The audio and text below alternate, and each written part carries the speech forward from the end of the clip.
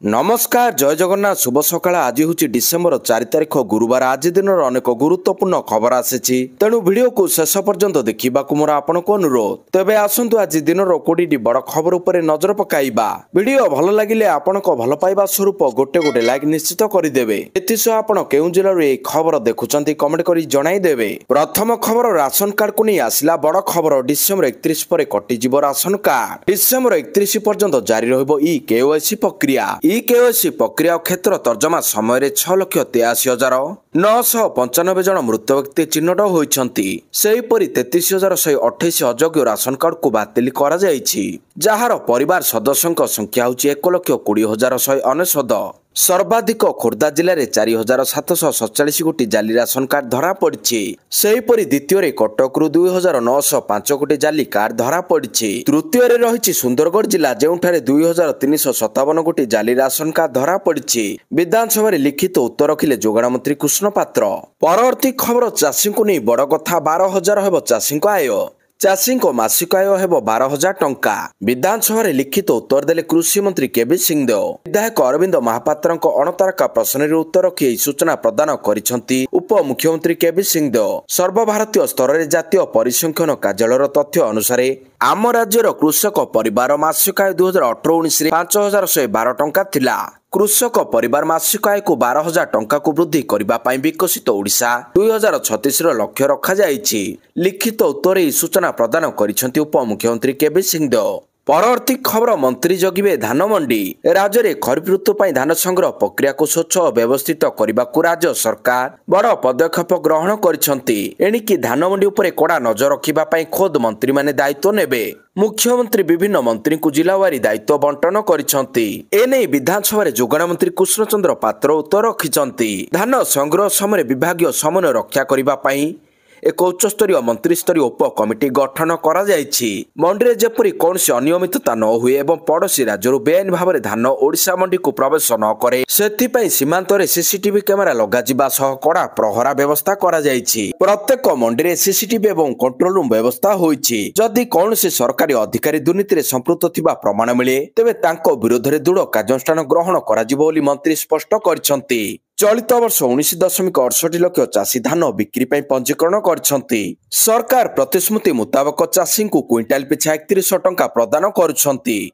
मंडी में कटनी छटनी समस्या को दूर करने आधुनिक मान परीक्षा जंत्र 140 भ्राम्यमाण धान सफेई जंत्र एवं 303 बेस्ड एनालाइजर जोगाई दिया जायछि। क्षुद्र चाषी और भाग चाषी धान किणवा को अग्राधिकार दियाजिबो। परवर्ती खबर आज भारत आसुछंती पुटिन भारत आसुछंती राष्ट्रपति व्लादिमीर पुटिन डिसेम्बर 4 और 5 तारिख 2 दिन पुटिन भारत में रहिबे। एथिसह 23तम भारत रूस वार्षिक सम्मेलन में जोग देबे। रूस ठारू भारत तेल किणुथिबारु अमेरिका पक्षरु नूआदिल्ली उपरे टारिफ लगा जायछि। अमेरिका टारिफ छाट सत्वे भारत रूस संपर्क आहुरी निबिड़ होइतिला। एसबु भितरे भारतर प्रधानमंत्री मोदी रूस राष्ट्रपति पुटिन को नूआदिल्ली आसिबा पई निमंत्रण करथिले।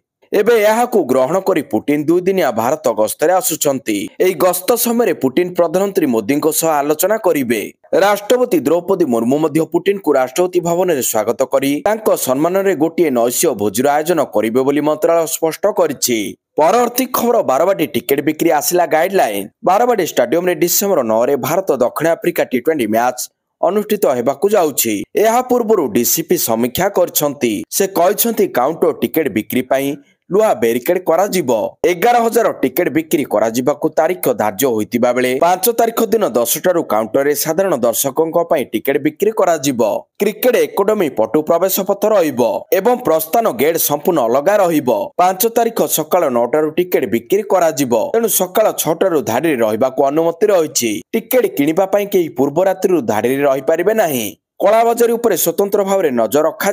पुलिस बाहिनी सादा पोशाक रे रहिबे। सीसीटीवी सर्वेलांस रे टिकेट बिक्री प्रक्रिया रहिबो। परवर्ती खबर मुख्यमंत्री करदेले बड़ घोषणा 300 टंका रे मिलिबो गैस सिलिंडर। आसाम रो मुख्यमंत्री हिमंत विश्व शर्मा मध्यवित्त परिवार पई एक बड़ आश्वस्ति घोषणा करिसंती। से कहछंती जे राज्यर लक्ष लक्ष परिवार पई प्रति सिलिंडर 300 टंका रे रंधन गैस खूब शीघ्र वास्तवता रे परिणत हेबो। निम्न आयकारी परिवार उपरे आर्थिक बोझ ह्रास करबा लक्ष्य रे पदक्षेप ଦ୍ୱାରା ଅରୁଣୋଦୟ ଯୋଜନା ଏବଂ ପ୍ରଧାନମନ୍ତ୍ରୀ ଉଜ୍ଜ୍ୱଳା ଯୋଜନା ଅଧୀନରେ ହିତାଧିକାରୀମାନଙ୍କୁ ଏଲପିଜି ସିଲିଣ୍ଡର ଉପରେ 250 ଟଙ୍କାର ସବସିଡି ପ୍ରଦାନ କରାଯିବ। ପରବର୍ତ୍ତୀ ଖବର ଯୁକ୍ତ 2 ପରୀକ୍ଷା ସୂଚୀ ଘୋଷଣା। ଫେବୃଆରୀ 18 ରୁ ମାର୍ଚ୍ଚ 21 ପର୍ଯ୍ୟନ୍ତ ଚାଲିବ ପରୀକ୍ଷା। ଯୁକ୍ତ 2 ପରୀକ୍ଷା ସୂଚୀ ଘୋଷଣା ହେଲା। ଫେବୃଆରୀ 18 ରୁ ମାର୍ଚ୍ଚ 21 ପର୍ଯ୍ୟନ୍ତ ଚାଲିବ ପରୀକ୍ଷା। ଡିସେମ୍ବର 15 ରୁ ମିଳିବ ଆଡମିଟ୍ କାର୍ଡ। ଜାନୁଆରୀ 2 ରୁ 15 ତାରିଖ ପର୍ଯ୍ୟନ୍ତ ପ୍ରାକ୍ଟିକାଲ ପରୀକ୍ଷା। ଉଚ୍ଚ ମାଧ୍ୟମିକ ଶିକ୍ଷା ପରିଷଦ ପକ୍ଷରୁ ଘୋଷଣା। ପ୍ରତି ଜିଲ୍ଲାରେ 2 ୟୁନିଟ୍ ସ୍କ୍ୱାଡ୍ କାମ କରିବେ। ପରୀକ୍ଷା ହଲରେ ଲାଗିବ ସିସିଟିଭି କ୍ୟାମେରା। 1350ଟି କେନ୍ଦ୍ରରେ ଅନୁଷ୍ଠିତ ହେବ ପରୀକ୍ଷା। ମୋଟ 4,07,037 ଜଣ ପରୀକ୍ଷା ଦେବେ। ସମସ୍ତ 210ଟି କେନ୍ଦ୍ରରେ ଏଆଇ କ୍ୟାମେରା ଲାଗିବ। ପ୍ରଥମ ଥର ଲାଗି ପ୍ରାକ୍ଟିକାଲ ପରୀକ୍ଷାରେ ୱେବକାଷ୍ଟ ବ୍ୟବସ୍ଥା ହେବ। ପରବର୍ତ୍ତୀ ଖବର ଜୁଆ ଖେଳିଲେ ଜେଲ ନାହିଁ, କେବଳ ଜରିମାନା। ରାଜ୍ୟରେ ଜୁଆ ଖେଳିକି ଧରା ପଡ଼ିଲେ ଆଉ ଜେଲ ଯିବାକୁ ପଡ଼ିବ ନାହିଁ। କେବଳ ଜରିମାନା ଦେଇଦେଲେ ସରକାର ଜୁଆ ଖେଳିବା ଜନିତ ଅପରାଧକୁ ମାଫ କରିଦେବେ। ଏଥିପାଇଁ ରାଜ୍ୟ ସରକାର ଓଡ଼ିଶା ଜନବିଶ୍ୱାସ ବିଲ୍ 2025 ଆଣିଛନ୍ତି। ଏହି ବିଲ୍ରେ 9ଟି ବିଭାଗର 16ଟି ଆଇନର ସଂଶୋଧନ କରାଯାଇଥିବା ବେଳେ ଓଡ଼ିଶା ଜୁଆ ଖେଳ ପ୍ରତିରୋଧ ଅଧିନିୟମ 1955ରେ ବ୍ୟାପକ ସଂଶୋଧନ କରି ସମସ୍ତ ଜେଲ ଦଣ୍ଡକୁ ଉଠାଇ ଜରିମାନାରେ ପରିଣତ କରାଯାଇଛି। ଏଥିରେ ମୁଖ୍ୟତଃ 5,000 ରୁ 75,000 ଟଙ୍କା ପର୍ଯ୍ୟନ୍ତ ଜରିମାନା ଦେଲେ ଜୁଆ ଖେଳାଳି ସଂସ୍ଥାଙ୍କ ଅପରାଧ ମାଫ କରିବାର ବ୍ୟବସ୍ଥା କରାଯାଇଛି। ପୂର୍ବରୁ ଜୁଆ ଖେଳିଲେ ଯେଉଁ 1 ମାସରୁ 6 ମାସ ପର୍ଯ୍ୟନ୍ତ କାରାଦଣ୍ଡ ଥିଲା ତାହାକୁ ସମ୍ପୂର୍ଣ୍ଣ ଭାବରେ ଉଠାଇ ଦିଆଯାଇଛି। ବିଧାନସଭାରେ ଓଡ଼ିଶା ଜନବିଶ୍ୱାସ ବିଲ୍ 2025କୁ ପାରିତ କରିବା ପାଇଁ ଦୀର୍ଘ 4 ଘଣ୍ଟା କାଳ ଆଲୋଚନା ହୋଇଥିବା ବେଳେ ବିରୋଧୀ ବିଜେଡି ଏବଂ କଂଗ୍ରେସ କଡ଼ା ବିରୋଧ କରିଛନ୍ତି। ପରବର୍ତ୍ତୀ ଖବର ଓଡ଼ିଶା ହସ୍ତତନ୍ତର ବ୍ରାଣ୍ଡ ଆମ୍ବାସଡର ହେବାକୁ ବଲିଉଡ୍ ଅଭିନେତ୍ରୀ ମାଧୁରୀ ନେଇଛନ୍ତି 1,60 ଲକ୍ଷ ଟଙ୍କା।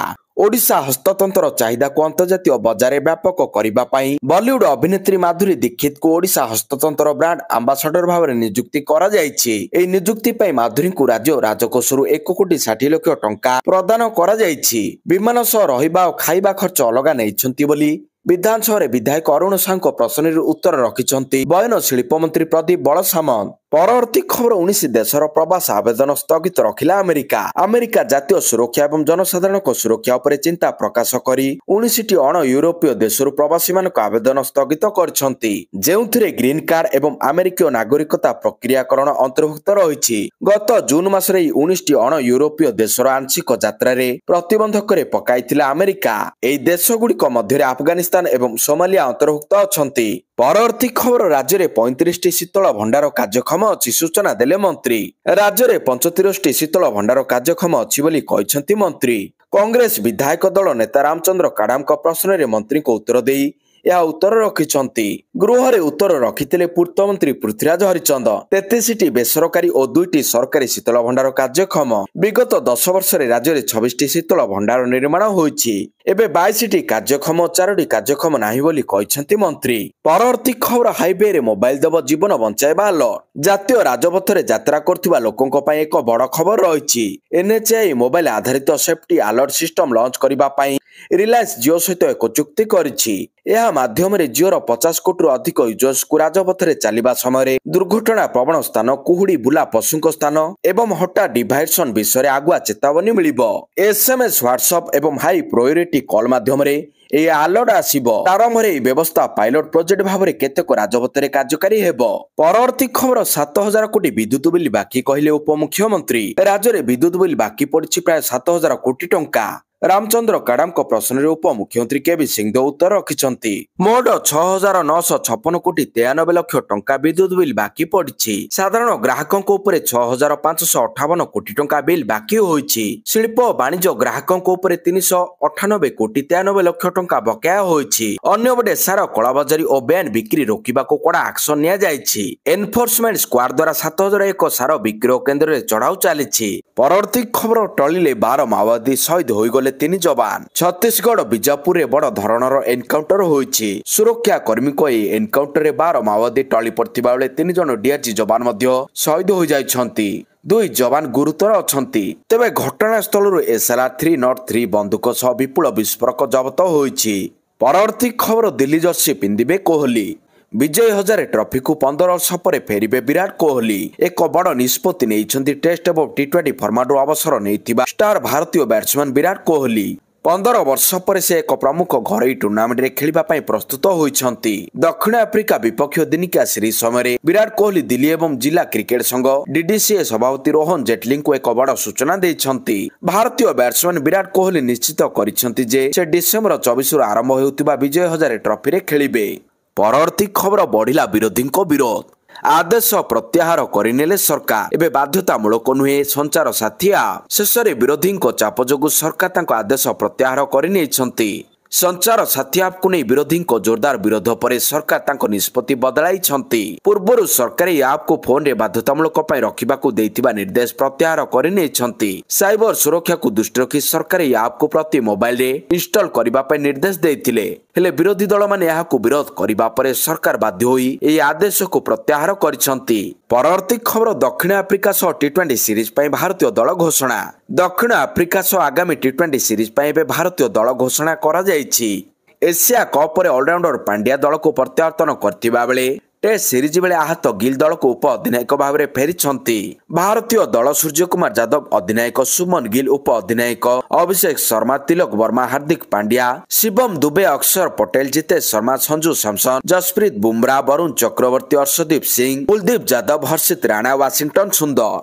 ପରବର୍ତ୍ତୀ ଖବର ଚନ୍ଦ୍ରଭାଗାଠାରେ ସୁଭଦ୍ରା ଶକ୍ତି ମେଳା। 36ତମ କୋଣାର୍କ ଉତ୍ସବ 15ତମ ଆନ୍ତର୍ଜାତିକ ବାଲୁକା କଳା ମହୋତ୍ସବ ଅବସରରେ ଚନ୍ଦ୍ରଭାଗାଠାରେ 1 ତାରିଖଠାରୁ ଆରମ୍ଭ ହୋଇଛି ସୁଭଦ୍ରା ଶକ୍ତି ମେଳା। ଏହି ମେଳା ଡିସେମ୍ବର 7 ତାରିଖ ପର୍ଯ୍ୟନ୍ତ ଅନୁଷ୍ଠିତ ହେଉଥିବା ବେଳେ ମେଳାରେ ରାଜ୍ୟର ବିଭିନ୍ନ ପ୍ରାନ୍ତରୁ ଆସିଥିବା 150ରୁ ଉର୍ଦ୍ଧ୍ୱ ସ୍ୱୟଂ ସହାୟକ ଗୋଷ୍ଠୀର ଷ୍ଟଲ ସହ 50ରୁ ଉର୍ଦ୍ଧ୍ୱ ଷ୍ଟଲ ହସ୍ତତନ୍ତ ଓ ହସ୍ତଶିଳ୍ପ ବିଭାଗର ଲଗାଯାଇଛି। ଏଥିରେ ବିଭିନ୍ନ ଗୃହ ବ୍ୟବହାର ଉପଯୋଗୀ ସାମଗ୍ରୀ ସହ ଘର ସଜା ସାମଗ୍ରୀ ଫୁଡ ଷ୍ଟଲର ବ୍ୟବସ୍ଥା କରାଯାଇଛି। ଦର୍ଶକ ପର୍ଯ୍ୟଟକମାନେ ମନ ପସନ୍ଦର ସାମଗ୍ରୀ କ୍ରୟ ସହ ଖାଦ୍ୟ ମେଳାର ଆନନ୍ଦ ନେଉଛନ୍ତି। ପରବର୍ତ୍ତୀ ଖବର ରେଳବାଇର ବଡ଼ ନିଷ୍ପତ୍ତି। ତତ୍କାଳରେ ୱିଣ୍ଡୋ ଟିକେଟ ନେଲେ ମଧ୍ୟ ବାଧ୍ୟତାମୂଳକ ହେବ OTP। ଦଲାଲକୁ ରୋକିବା ପାଇଁ ୱିଣ୍ଡୋ ତତ୍କାଳ ଟିକେଟ ବୁକିଂ ଉପରେ ରେଳବାଇ ଏକ ବଡ଼ ନିଷ୍ପତ୍ତି ନେଇଛି। କିଛି ଦିନ ମଧ୍ୟରେ ସାରା ଦେଶରେ ଚଳାଚଳ କରୁଥିବା ସମସ୍ତ ଟ୍ରେନରେ ଏହି ବ୍ୟବସ୍ଥା ଲାଗୁ ହେବ। ରେଳବାଇର କହିବା ଅନୁସାରେ ଆସନ୍ତା କିଛି ଦିନ ମଧ୍ୟରେ ସମସ୍ତ ଟ୍ରେନର ତତ୍କାଳ କାଉଣ୍ଟର ଟିକେଟ ପାଇଁ ଏକ OTP ଆଧାରିତ ବ୍ୟବସ୍ଥା ଲାଗୁ ହେବ। ଏହାର ଉଦ୍ଦେଶ୍ୟ ହେଉଛି ତତ୍କାଳ ସୁବିଧାର ଅପବ୍ୟବହାର ଏବଂ ଦଲାଲମାନଙ୍କୁ ରୋକିବା ଦ୍ୱାରା ଯାତ୍ରୀମାନଙ୍କୁ ଟିକେଟ ସହଜରେ ଉପଲବ୍ଧ କରାଇବା। ବାସ୍ତବରେ ସାଧାରଣ ଯାତ୍ରୀଙ୍କ ସୁବିଧା ବୃଦ୍ଧି ପାଇଁ ରେଳବାଇ ଏକ OTP ଆଧାରିତ ତତ୍କାଳ ରିଜର୍ଭେସନ ବ୍ୟବସ୍ଥାର ପ୍ରସ୍ତାବ ଦେଇଥିଲା। ପରବର୍ତ୍ତୀ ଖବର କୋହଲିଙ୍କ ଦମଦାର ଶତକ। ରାଞ୍ଚି ପରେ ରାୟପୁରରେ ଗର୍ଜିଲା କିଙ୍ଗ କୋହଲିଙ୍କ ବ୍ୟାଟ୍। ରାୟପୁରରେ କୋହଲିଙ୍କ ଦମଦାର ଶତକ। ମାତ୍ର 90 ବଲରେ ଶତକ ହାସଲ କରିଛନ୍ତି କୋହଲି। ଦିନିକିଆ କ୍ୟାରିୟରରେ 53ତମ ଶତକ ଅର୍ଜନ କରିଛନ୍ତି ବିରାଟ। ତାଙ୍କର ଏହି ଶତକୀୟ ଇନିଂସରେ 7ଟି ଚୌକା ଆଉ 2ଟି ଛକା ରହିଛି। ତେବେ ଦକ୍ଷିଣ ଆଫ୍ରିକା ବିପକ୍ଷ ପ୍ରଥମ ଦିନିକିଆରେ ମଧ୍ୟ ଶତକ ହାସଲ କରିଥିଲେ କୋହଲି। ଏହି ସିରିଜରେ ତାଙ୍କର ଏହା ଦ୍ୱିତୀୟ ଶତକ। ପରବର୍ତ୍ତୀ ଖବର ଫେକ୍ ନ୍ୟୁଜ ଗଣତନ୍ତ୍ର ପାଇଁ ବିପଦ। ସୂଚନା ଏବଂ ପ୍ରସାରଣ ମନ୍ତ୍ରୀ ଅଶ୍ୱିନୀ ବୈଷ୍ଣବଙ୍କ ସୂଚନା। ସୋସିଆଲ ମିଡିଆ ଏବଂ ଫେକ୍ ନ୍ୟୁଜ ସମସ୍ୟା ଅତ୍ୟନ୍ତ ଗମ୍ଭୀର ଅଟେ। ଫେକ୍ ନ୍ୟୁଜ ଗଣତନ୍ତ୍ର ପାଇଁ ବିପଦ ସୃଷ୍ଟି କରୁଛି। ସୋସିଆଲ ମିଡିଆ ପ୍ଲାଟଫର୍ମ ଗୁଡ଼ିକୁ ଭଲ ସୂଚନା ଏବଂ AI ଜେନେରେଟେଡ୍ ଡିପ୍ ଫେକ୍ ବିରୋଧରେ କଠୋର କାର୍ଯ୍ୟାନୁଷ୍ଠାନ ଗ୍ରହଣ କରିବାକୁ ହେବ। କେନ୍ଦ୍ର ସୂଚନା ଏବଂ ପ୍ରସାରଣ ମନ୍ତ୍ରୀ ଅଶ୍ୱିନୀ ବୈଷ୍ଣବ ଲୋକସଭାରେ ଏହି କଥା କହିଛନ୍ତି। ଫେକ୍ ଖବର, ସୋସିଆଲ ମିଡିଆର ଅପବ୍ୟବହାର ଏବଂ ଡିପ୍ ଫେକ୍ ବିରୋଧରେ କଠୋର କାର୍ଯ୍ୟାନୁଷ୍ଠାନ ଏବଂ କଠୋର ନିୟମାବଳୀ ଆବଶ୍ୟକ। ପରବର୍ତ୍ତୀ ଖବର ବଢିବ ପୁରୀ ସହରର କଳେବର। ଆଉ ପାଦେ ଆଗେଇଲା ପୁରୀ ପୌର ସଂସ୍ଥା। ପୁରୀ ମହାନଗର ନିଗମ ପାଇଁ ତ୍ୱରାନ୍ୱିତ ହେଲା ପ୍ରକ୍ରିୟା। ପ୍ରସ୍ତାବିତ ମହାନଗର ନିଗମରେ ମିଶିବାକୁ ଥିବା ରାଜସ୍ୱ ଗାଁ ଗୁଡ଼ିକର ତାଲିକା ନଗରୋନ୍ନୟନ ବିଭାଗକୁ ପ୍ରଦାନ କରିଛି ପୁରୀ ପୌର ସଂସ୍ଥା। ପୁରୀ ମହାନଗର ନିଗମ ହେଲେ କେଉଁ କେଉଁ ରାଜସ୍ୱ ଗାଁ ଏଥିରେ ସାମିଲ ହେବେ ସେ ନେଇ ପ୍ରକ୍ରିୟା ଆରମ୍ଭ କରିଛି ପୁରୀ ପୌର ସଂସ୍ଥା। ବ୍ରହ୍ମଗିରି ବ୍ଲକର ଗୋଟିଏ ଓ ପୁରୀ ସଦର ବ୍ଲକର 8ଟି ପଞ୍ଚାୟତ ସାମିଲ ହେବାକୁ ରହିଛି। ବ୍ରହ୍ମଗିରି ଗୋରୁୱାଳ ପଞ୍ଚାୟତର ଶିବସୁରୁବାଲି ରାଜସ୍ୱ ଗ୍ରାମ ପୁରୀ ମହାନଗର ନିଗମରେ ଅନ୍ତର୍ଭୁକ୍ତ ହେବାକୁ ଯାଉଛି। ପରବର୍ତ୍ତୀ ଖବର ଶିକ୍ଷକଙ୍କ ପାଇଁ ଉଚ୍ଚସ୍ତରୀୟ କମିଟି ଗଠନ। ରାଜ୍ୟ ସରକାରଙ୍କ ବିଦ୍ୟାଳୟ ଗଣଶିକ୍ଷା ବିଭାଗ ଏବଂ ଉଚ୍ଚଶିକ୍ଷା ବିଭାଗ ଅଧୀନରେ ବିଭିନ୍ନ ପ୍ରକାର ସରକାରୀ ଏବଂ ଅନୁଦାନପ୍ରାପ୍ତ ଓ ଅଣ ଅନୁଦାନପ୍ରାପ୍ତ ବେସରକାରୀ ଶିକ୍ଷାନୁଷ୍ଠାନ ରହିଛି। ଏହି ଶିକ୍ଷାନୁଷ୍ଠାନ ଗୁଡ଼ିକର ବିଭିନ୍ନ ଶିକ୍ଷକ, ଅଧ୍ୟାପକ ଏବଂ କର୍ମଚାରୀ ସଂଘ ସେମାନଙ୍କର ବିଭିନ୍ନ ପ୍ରକାର ଦାବି ସରକାରଙ୍କ ନିକଟରେ ଉପସ୍ଥାପନ କରି ଆସୁଛନ୍ତି। ସେମାନଙ୍କର ଏହି ଦାବି ଉପରେ ବିଭିନ୍ନ ସମୟରେ ଆଲୋଚନା ମଧ୍ୟ କରାଯାଇଛି। ଏହାକୁ ରାଜ୍ୟ ସରକାର ଗୁରୁତ୍ୱର ସହ ବିଚାର କରି ଶିକ୍ଷକ, ଅଧ୍ୟାପକ ଏବଂ କର୍ମଚାରୀମାନଙ୍କର ଦାବି ସମୂହର ଅନୁଶୀଳନ ନିମନ୍ତେ ଶ୍ରୀ ଅଶୋକ କୁମାର ତ୍ରିପାଠୀଙ୍କ ଅଧ୍ୟକ୍ଷତାରେ ଏକ ଉଚ୍ଚସ୍ତରୀୟ କମିଟି ଗଠନ କରିବା ପାଇଁ ନିଷ୍ପତ୍ତି ନେଇଛନ୍ତି। ଉକ୍ତ କମିଟି 6 ମାସ ମଧ୍ୟରେ ରାଜ୍ୟ ସରକାରଙ୍କୁ ରିପୋର୍ଟ ପ୍ରଦାନ କରିବେ। ପରବର୍ତ୍ତୀ ଖବର ବାବରି ମସଜିଦ ନେଇ ନୂଆ ଖୁଲାସା। ବଡୋଦରା ନିକଟସ୍ଥ ସାଧିଲି ଗାଁରେ ଏକ ସମାବେଶକୁ ସମ୍ବୋଧିତ କରି ପ୍ରତିରକ୍ଷା ମନ୍ତ୍ରୀ ରାଜନାଥ ସିଂ ଏକ ବଡ ମନ୍ତବ୍ୟ ଦେଇଛନ୍ତି। ସେ ଦାବି କରିଛନ୍ତି ଯେ ଭାରତର ପ୍ରଥମ ପ୍ରଧାନମନ୍ତ୍ରୀ ଜବାହରଲାଲ ନେହେରୁ ସରକାରୀ ପାଣ୍ଠିରେ ବାବରି ମସଜିଦ ନିର୍ମାଣ କରିବାକୁ ଚାହୁଁଥିଲେ। ରାଜନାଥ ସିଂଙ୍କ ଅନୁସାରେ ସର୍ଦ୍ଦାର ବଲ୍ଲଭ ଭାଇ ପଟେଲ ଏହି ପ୍ରସ୍ତାବକୁ ଦୃଢ ବିରୋଧ କରିଥିଲେ ଏବଂ ଏହାକୁ ବନ୍ଦ କରିଥିଲେ। ଏହି ମନ୍ତବ୍ୟ ସହିତ ରାଜନାଥ ସିଂ ନେହେରୁ ଏବଂ ପଟେଲଙ୍କ ମତରେ ଥିବା ପାର୍ଥକ୍ୟକୁ ମଧ୍ୟ ପ୍ରକାଶ କରିଛନ୍ତି। ରାଜନାଥ ସିଂ କହିଛନ୍ତି ପଟେଲ ଧାର୍ମିକ ନିର୍ମାଣ ପାଇଁ ସାଧାରଣ ପାଣ୍ଠି ବ୍ୟବହାରକୁ ସ୍ପଷ୍ଟ ଭାବରେ ନିଷେଧ କରିଥିଲେ।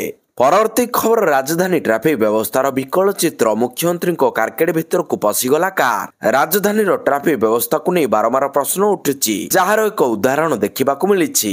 ସାଧାରଣ ଲୋକଙ୍କ କଥା କିଏ ପଚାରେ? ନିଜେ ମୁଖ୍ୟମନ୍ତ୍ରୀ ମଧ୍ୟ ଟ୍ରାଫିକରେ ସୁରକ୍ଷିତ ନୁହନ୍ତି, କାରଣ ମୁଖ୍ୟମନ୍ତ୍ରୀଙ୍କ କାର୍କେଡ ଭିତରକୁ ଏକ ଅଜଣା କାର୍ ପଶିଯିବା ପରେ ମୁଖ୍ୟମନ୍ତ୍ରୀଙ୍କ ସୁରକ୍ଷା ବ୍ୟବସ୍ଥା ଉପରେ ପ୍ରଶ୍ନ ଉଠିଲା। ଏହି ତ୍ରୁଟି ଅନ୍ୟ କେଉଁଠି ନୁହେଁ, ଖୋଦ୍ କମିଶନରେଟ ପୋଲିସ କାର୍ଯ୍ୟାଳୟ ସମ୍ମୁଖରେ ଘଟିଛି। ମୁଖ୍ୟମନ୍ତ୍ରୀଙ୍କ କାର୍କେଡ କମିଶନରେଟ ପୋଲିସ କାର୍ଯ୍ୟାଳୟ ନିକଟରେ ଯାଉଥିବା ବେଳେ ହଠାତ୍ ଏକ କାର୍ କାର୍କେଡ ଭିତରକୁ ପଶି ଆସିଲା। ଏହାପରେ ଉପସ୍ଥିତ ପୋଲିସ କର୍ମଚାରୀମାନେ କାର୍କୁ ଘେରି ଯାଇଥିଲେ। କଡ଼ା ସୁରକ୍ଷା ସତ୍ତ୍ୱେ କାର୍କେଡ ଭିତରକୁ କାର୍ କିଭଳି ପଶିଲା ତାକୁ ନେଇ ପ୍ରଶ୍ନ ଉଠିଛି।